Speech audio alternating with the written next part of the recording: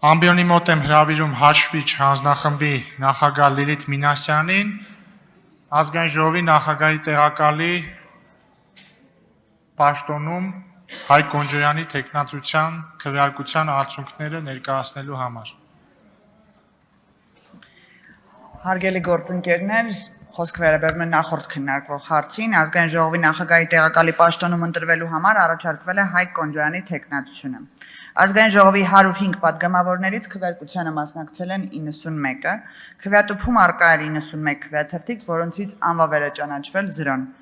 Ձայները բաշխվել են հետևյալ կերպ. Հայկ Կոնջոյան կողմ 63, դեմ 28։ Շնորհավորում եմ, պարոն։ Որոշումը կայացված է, շնորհավորում եմ։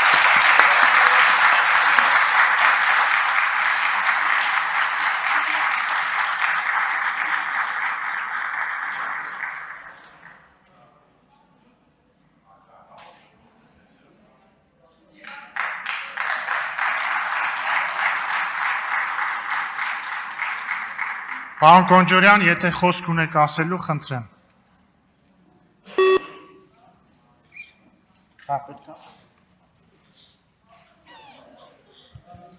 Շնորհակալություն վստահության համար։ Կերկին շնորհավորում ենք, պարոն Կոնջորյան։